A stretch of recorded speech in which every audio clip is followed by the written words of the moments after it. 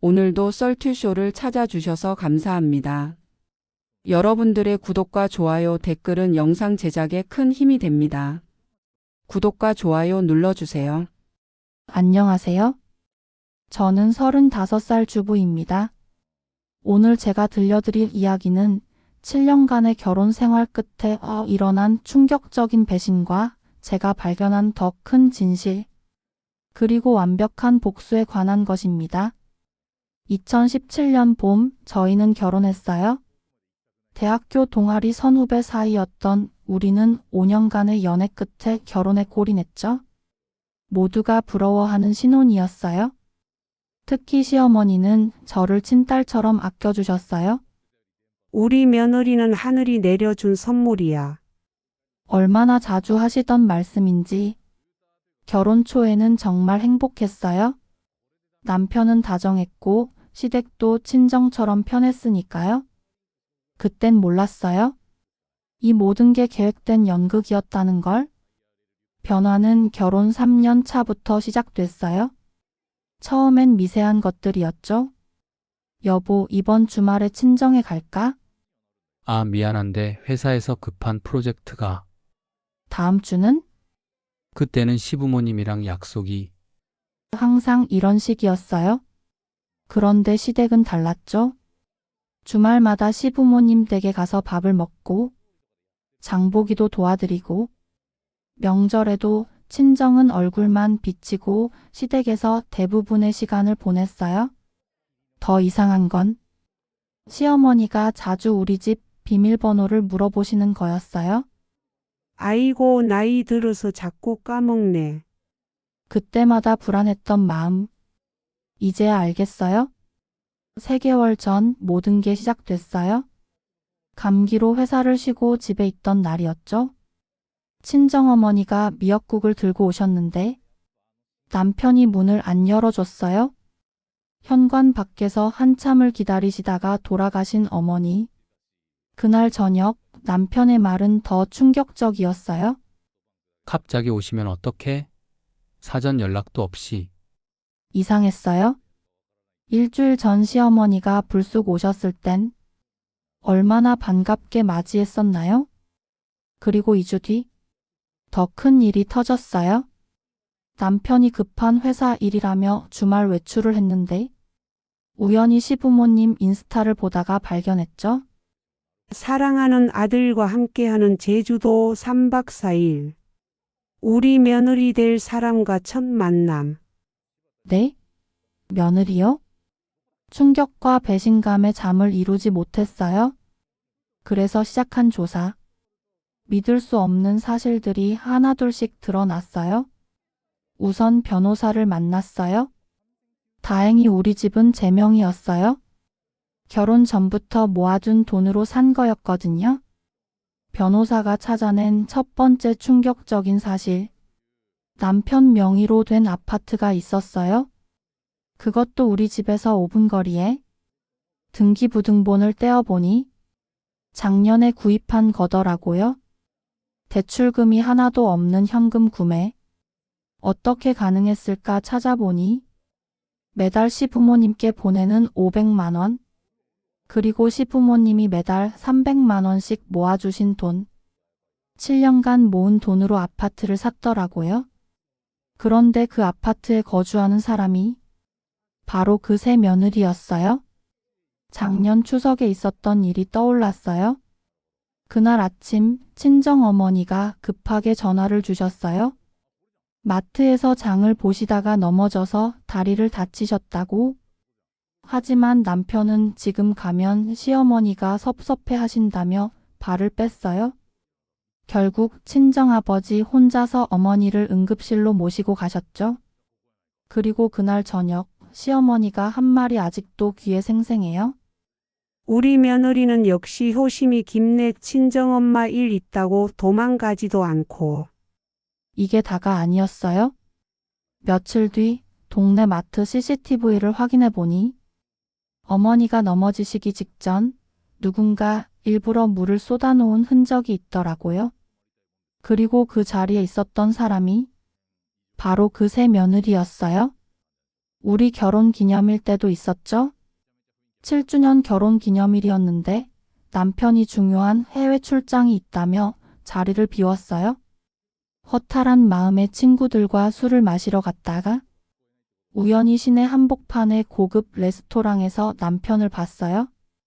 그 여자와 함께 남편은 그 여자의 손에 반지를 끼워주고 있었어요. 우리 결혼 반지와 똑같은 디자인이더라고요. 그제서야 알았어요.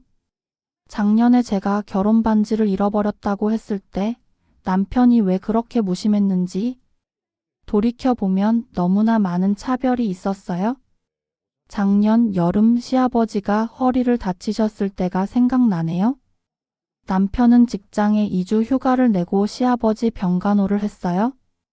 매일 새벽 일찍 일어나 병원에 가서 밤늦게 들어오곤 했죠.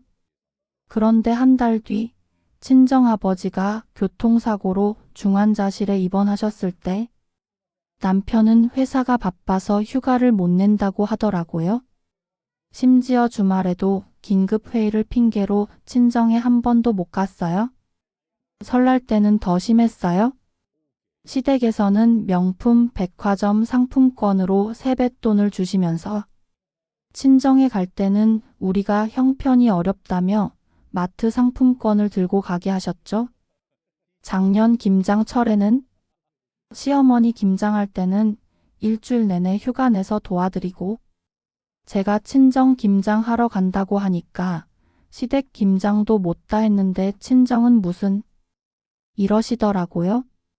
심지어 아픈 친정엄마 병원 모시고 간다고 하면 아프면 구급차 불러 라고 하시던 시어머니가 시댁 강아지 병원 데려간다고 하면 남편한테 빨리 휴가 내서 강아지 병원 모시고 가 라고 하시고 가족 여행도 마찬가지였어요. 시댁 가족 여행은 늘 제주도 5성급 호텔이었죠. 렌터카도 외제차로 끊고 1인당 100만 원 넘는 패키지까지. 근데 친정 부모님과 가는 여행은 돈이 없다며 시골 펜션에 경차를 빌리더니 식사도 편의점으로 해결하자고 했어요. 용돈도 너무 차이가 났어요. 시어머니 용돈은 매달 100만 원씩 빠짐없이 드리면서 친정어머니는 20만 원도 아깝다고 심지어 그 20만 원마저 다음 달에 줄게 하고 자주 미루곤 했죠. 집안 대소사는 더 심했어요. 시댁 큰 아주버님 환갑잔치 할 때는 500만 원짜리 금목걸이를 선물하고 친정이모 환갑에는 3만 원짜리 화장품 세트. 기념일은 말도 못해요. 시부모님 결혼 기념일은 호텔 뷔페에서 온 가족이 축하하고 금반지에 상품권까지 드렸는데 친정 부모님 결혼 기념일은 문자 한 통으로 끝내더라고요.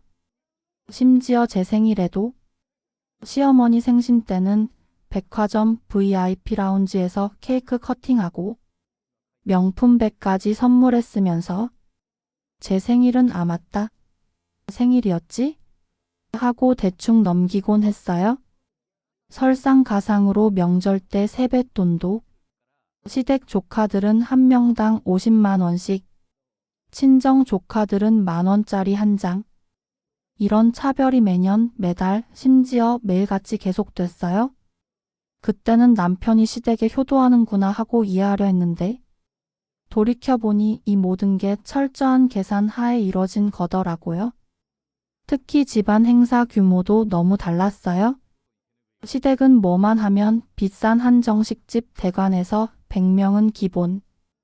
친정은 코로나 조심해야지 하면서 집에서 도시락으로 때우고 제가 둘째를 유산했을 때도 시댁 쪽 가족이 감기로 입원했다고 하면 간병인의 도우미까지 붙여주더니 저는 혼자 산부인과 가서 처치받고 퇴원할 때도 택시 타고 와야 했어요. 결정적인 증거는 우연히 발견했어요. 남편의 옛날 휴대폰을 정리하다가 7년 전 시어머니와 주고받은 카톡이 나왔어요. 이번에 소개한 애 어때? 좋아 보이는데 근데 걔 재산이 걱정 마, 내 동생 친구 지민이 있잖아. 나중에 그 애랑 결혼하면 돼. 지금은 이 애 재산부터 지키자. 엄마가 다 알아서 해주시는 거죠?